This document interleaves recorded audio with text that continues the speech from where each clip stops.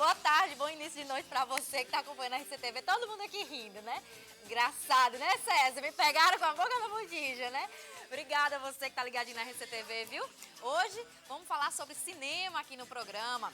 Uma professora do interior do estado viu uma possibilidade de escrever uma história e participar de um concurso. E esse concurso foi premiado e a gente vai falar sobre tudo isso, que hoje tem estreia, né? Um concurso nacional e uma paraibana também foi premiada aí com essa história. Quero saber como é essa história, como é que foi o processo, como é que se dá, qual o roteiro, a direção, tudo isso a gente vai conversar agora com a professora Sandra Buriti aqui no Happy Hour, tá? Fica ligadinho na gente que a gente tá só começando.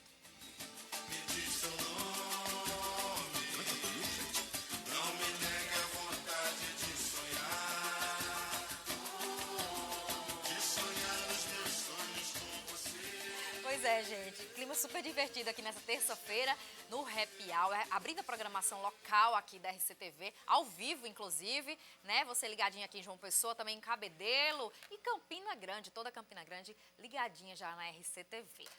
De novo, obrigada, viu, pela companhia. Hoje eu converso sobre cinema, sobre curta-metragem, sobre uma história incrível que a professora Sandra Buriti trilhou, foi fazendo, ligando pontos, foi vendo ali, foi vendo aqui, contando os bastidores a mim e criou uma história e foi premiado, um concurso nacional. E hoje vai ser a exibição desse curta-metragem e a gente vai conversar sobre isso, o processo criativo, sobre como foi, que se deu, né? Que história é essa tão encantadora?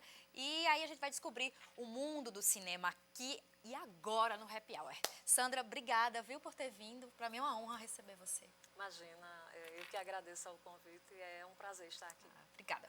Vamos começar bem do comecinho, tá? Você é do interior do estado, né?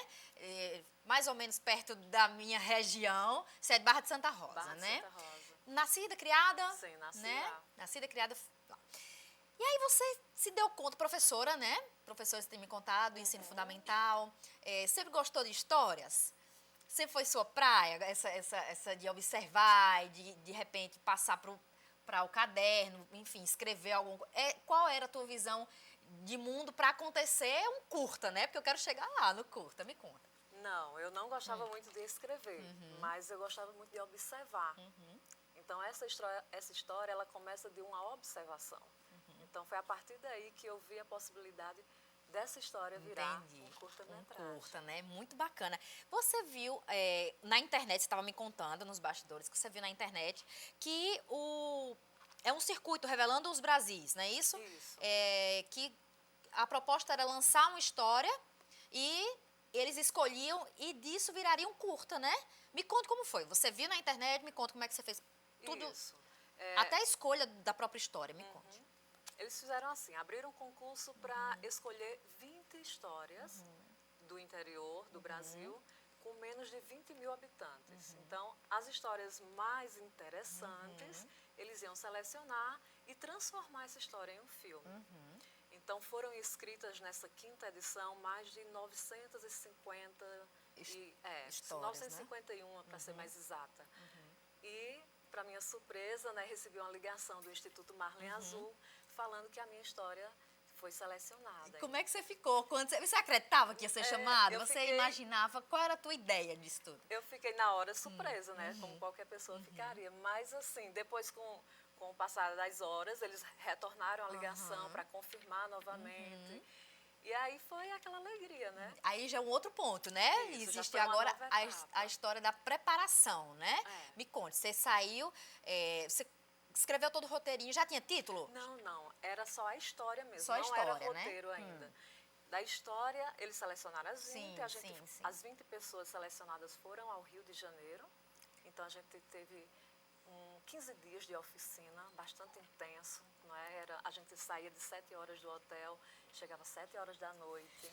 Então, não deu tempo ver nada no Rio. Só foi para aprender mesmo, Só né? para transformar a história em um curta. Não é? Então, bacana. a gente teve aula de edição, de roteiro, de figurino, de todo um processo, né? E lógico que foi, assim, instruções básicas, porque um curso de cinema... É verdade, né, não se resume em 15 dias, exatamente. Mas aí a gente saiu com esse acúmulo de informações, voltamos para o interior e lá, sim, como a gente começou a colocar em prática o que a gente viu na oficina no Rio de Janeiro. Ah, entendi. Então foi um passo primeiro, depois Isso. a prática, né? Em começar a filmagem com a produtora daqui, né? Que você tinha Isso, falado.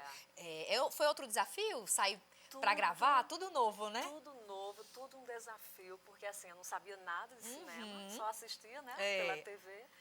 E como a gente é do interior, a gente não tinha grupo de teatro, não temos, né, um grupo formado de teatro. Então, os atores também teriam que ser de lá. Então, o que é que eu fiz? Eu procurei pessoas que tinham o perfil dos personagens. Entendi. Então, Saiu recrutando. Isso. Então, a gente fez essa seleção, procurei uma equipe para me apoiar. Tudo gratuitamente, assim, as pessoas... Todo voluntário, né? Todo mundo quis ajudar de bom coração, porque era a nossa história, né? Verdade. Era a história da nossa cidade que ia ser exibida numa tela de cinema. É verdade, é verdade. Então, o Instituto Marley Azul, através da Petrobras, patrocinou a produtora, que foi gravar. A produtora é daqui de João Pessoa, a produtora Pigmentos. E a gente ficou 3 dias gravando para tirar 15 minutos. Então, veja aí como dá trabalho fazer cinema. Dá muito trabalho. Né? Já vê cinema com outros olhos, né? Exatamente. Já assiste TV também com outros olhos, né? Tudo. Porque é mais ou menos a mesma ideia, pelo menos o mesmo segmento. E como é que surgiu o título, Sonho Novo? Me conte a história um pouquinho, resumidamente, de que se trata. É assim, a história, ela é uma ficção, mas é baseada em fatos reais. Acontece isso muito em interiores. Não só, acho que em Barra de Santa Rosa, mas ali no Curimataú acontece bastante as pessoas irem embora da cidade. A trabalho, né, procurando trabalho, emprego, uma vida melhor. E nessa história eu quis dar um diferencial, mudar essa história, o final dele. Porque as crianças, muitas vezes, como eu sou professora, elas falam, meu pai viajou, professora. Isso quando eu atuava em sala de aula, que atualmente eu estou na supervisão. E colegas meus também, professores, diziam, Sandra, fulano foi embora, desistiu dos estudos. Isso no ensino fundamental 2. Então, os pais iam embora e levavam os filhos mais velhos. Quem trabalhava na agricultura familiar, né? Eu estou direcionando a esse tipo de... que a história fala desse tipo de gente. E então, o que aconteceu? Tem uma menina no filme que ela começa a sonhar. E ela vai mudando a realidade dessa família. Isso foi um sonho que eu quis dar, uma realidade diferente. É como se essa menina desse as preces, não é? de toda a população de Barra, para que clamasse a chuva. Porque se chover, o pessoal não sai da cidade. Né?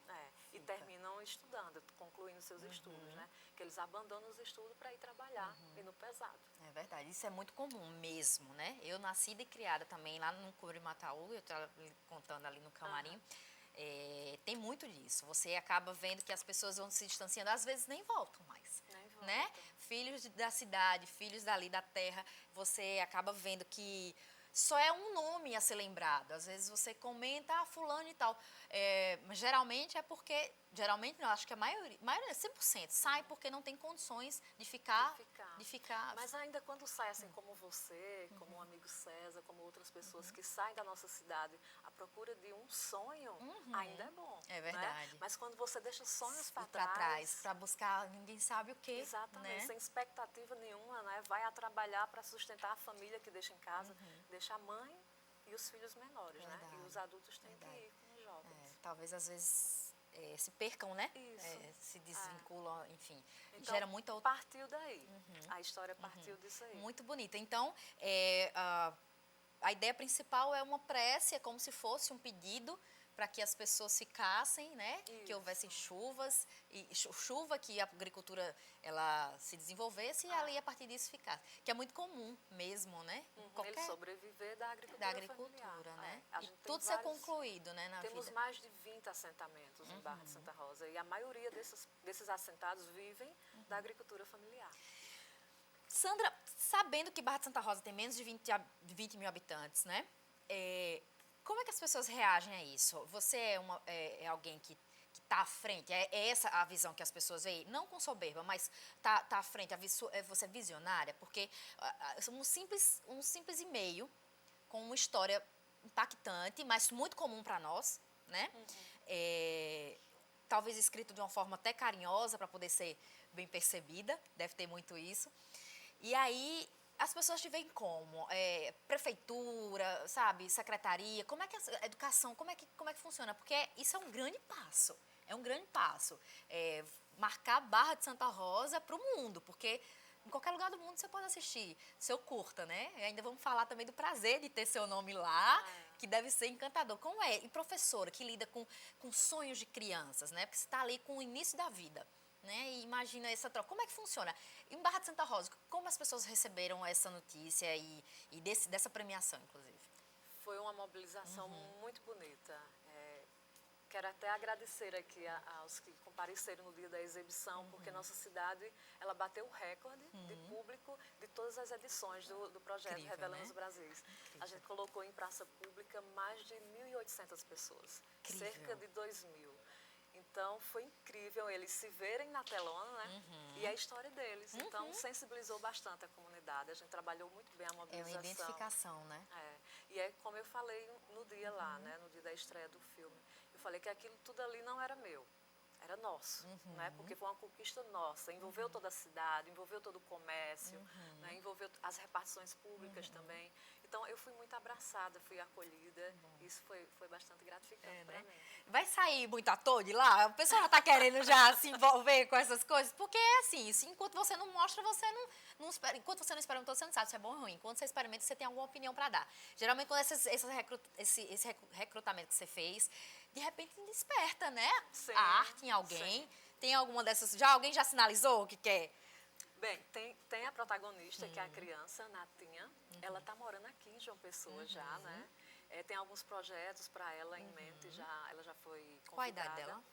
Acho que a gente gravou ano passado, ela estava com 6, então ela deve 7 estar aninhos pertinho pra dos 8, 7. né? E ela vai estar hoje à noite, lá na UFPB, no lançamento daqui na capital. Bacana, que bacana. Ela é excelente. Ficaram todo mundo encantado com a desenvoltura dela, sem nunca Naturalidade. sem nunca ter, assim, visto uma câmera de como se comportar, não é? E ela se comportou super bem, Mas atuou brilhantemente. é isso que o cinema pede, né? Naturalidade. Quando você ainda tá, quando você sabe da coisa que você tem que fazer, é um desafio. Mas quando você age naturalmente como uma criança inocente, né? Ingênua, aí é que passa mesmo o belo, né? A beleza toda. Eu vou ter que chamar um intervalinho comercial. Na volta, eu vou conversar sobre a estreia desse filme hoje, sobre a exibição na UFPB, né? Quem vai estar lá, quem vai discursar, o que é que ela vai falar mais lá, enfim, que você pode comparecer também, que é todos os detalhes, horário, tudo. E vamos falar mais ainda desse curta, tá? E quais são os próximos projetos de Sandra Buriti. Se eu fosse você, eu não sair daí, ficava ligadinha aqui na RCTV. Em um minutinho a gente vai e volta.